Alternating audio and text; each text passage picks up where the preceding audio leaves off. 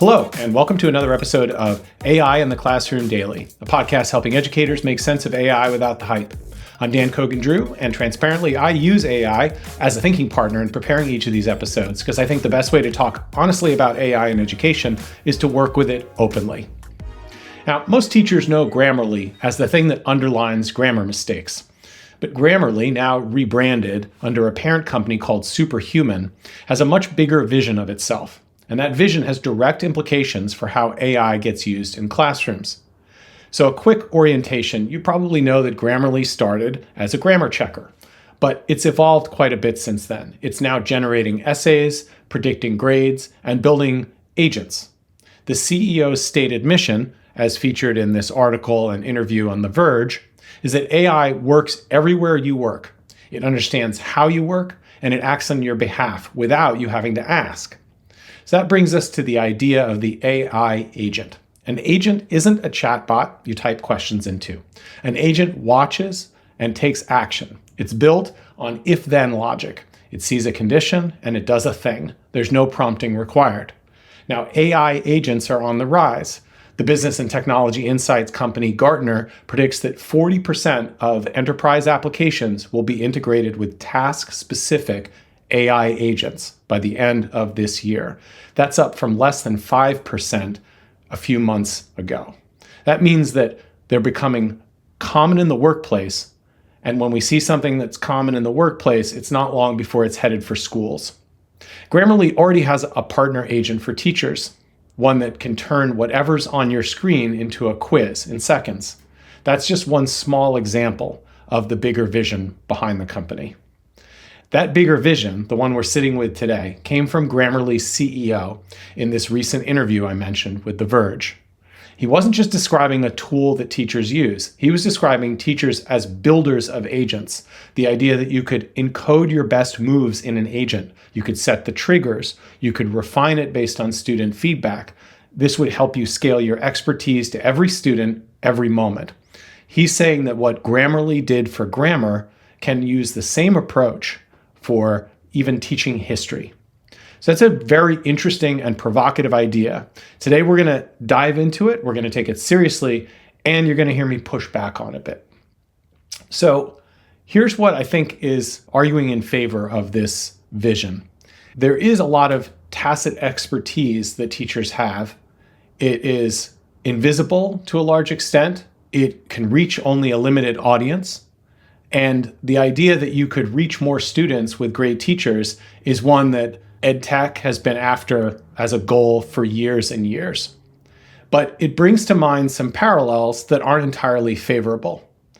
One is teachers pay teachers. What teachers pay teachers revealed was that teachers were doing enormous creative labor that never left their room, and sharing and surfacing that work had value. So it's a more sophisticated EdTech argument than simply AI is going to grade your papers faster. But it's based on some troubling premises that I want to unpack.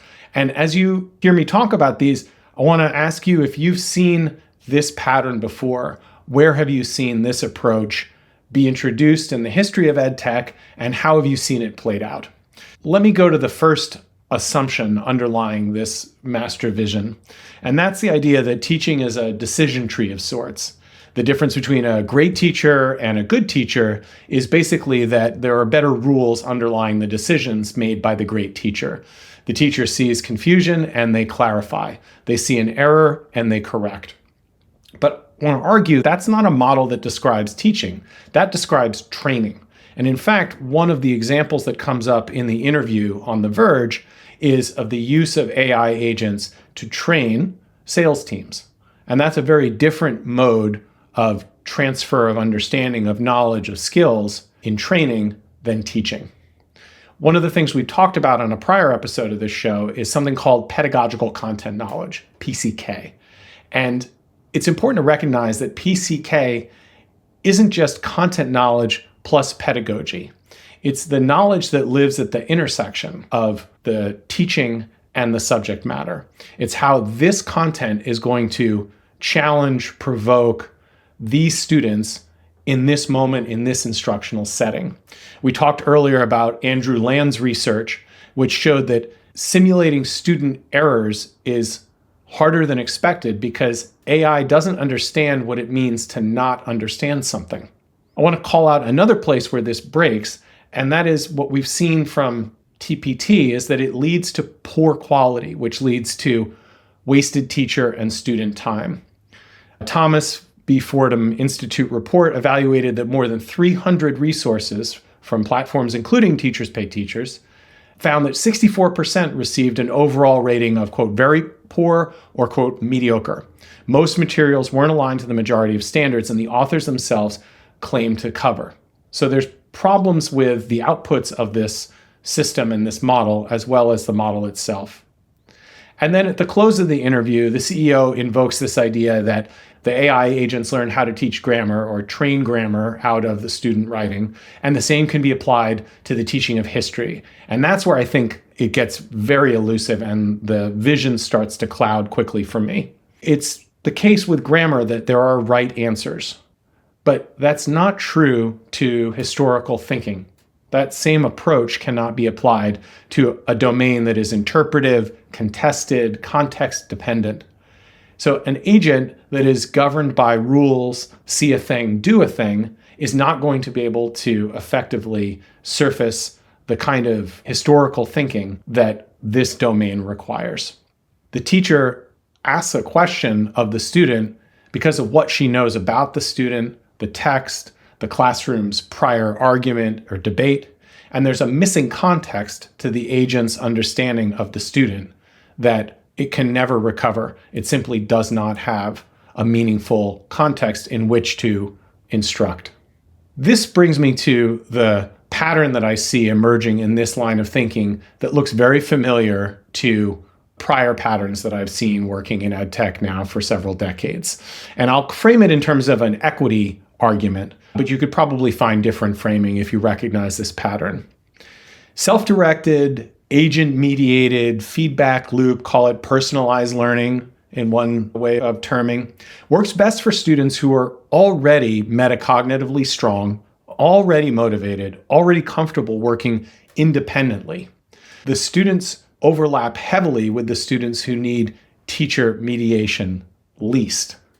The problem really here is that the students who most need a skilled human who's there reading the context, understands the history and the socio-emotional well-being of their students, they notice the disengagement masks as compliance, they understand the question behind the question, they understand when they should push and when they should back off. Those students are precisely the students most likely to receive the agent instead of the teacher.